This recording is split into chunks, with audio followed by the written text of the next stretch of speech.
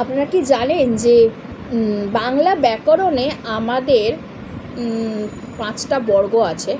ক বর্গ, ক থেকে উঙ পর্যন্ত, চ বর্গ, চ, ছ, বর্গে জ, ঝ আর ইঙ, চ থেকে ইঙ পর্যন্ত, ট বর্গ, ট, ঠ, ড, ঢ, মূর্ধন্য, আর ত বর্গ, ত, থ, দ, ধ, দন্তের ন, আর প বর্গ, সব থেকে শেষ বর্গ হলো প বর্গ, প, ফ, ব, ভ, ম।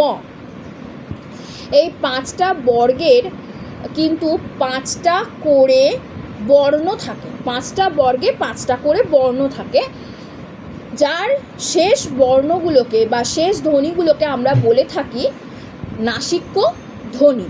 ঠিক আছে, এই নাসিক্য ধ্বনি যখন আমরা উচ্চারণ করছি, যেমন উঙ, ইঙ, দন্তের ন, মূর্ধন্য আর ম, আমরা কিন্তু দেখবেন সবসময় দন্তের ন আর ম দিয়েই কিন্তু সমস্ত শব্দ হয়ে থাকে। দন্তের ন দিয়ে এই দুটো নাসিক্য ধ্বনি আমরা কিন্তু ব্যবহার করে থাকি, এবং এই দুটো নাসিক্য ধ্বনিতেই আমরা কিন্তু শব্দ গঠন করে শব্দ গঠিত হয়, এবং এই দুটো নাসিক্য ধ্বনির মাধ্যমেই কিন্তু শব্দ গঠনের পর বাক্যে তা প্রয়োগ করা হয়। কিন্তু ইঙা দিয়ে কোনো শব্দ প্রথমে শুরু হয় না, উঙ দিয়ে কোনো শব্দ শুরু হয় না, এমন কোথাও নেই সব সময়, এবং মূর্ধন্য দিয়ে কোনো শব্দ কিন্তু শুরু হয় না। সব সময় দেখা যায় যে এই শব্দগুলো, যেমন উঙা, ইঙ আর মূর্ধন্য, এইগুলো কিন্তু এই 3টে নাসিক্য ধ্বনি কিন্তু সবসময় শব্দের মধ্যে, মানে মাঝের অক্ষর হয় অথবা শেষ অক্ষর হয়, প্রথম অক্ষর কখনো হয় না।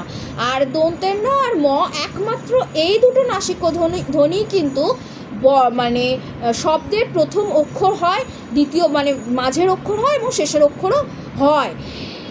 এইটা কিন্তু মানে যখনই যদি প্রশ্ন আসে কোনো দিনও কোথাও যে কোন দুটো নাসিক্য ধ্বনি আছে, যে কোনো পরীক্ষার ক্ষেত্রে কোন দুটো নাসিক্য ধ্বনি আছে যে দুটো দিয়ে শব্দ গঠন হয়, তখন হবে দন্তের ন আর ম। অপশন হয়তো থাকতে পারে দন্তের ন এবং ম এবং মূর্ধন্য, দন্তের ন ও মূর্ধন্য, উঙ এবং উঙা, উঙ এবং ইঙ।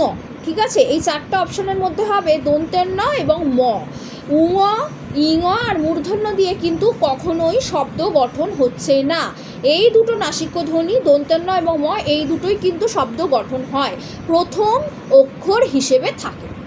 আশা করি নাসিক্য ধ্বনির যে কনসেপ্টটা এবং কীভাবে সেটা শব্দ গঠিত হচ্ছে সেটা ক্লিয়ার হলো।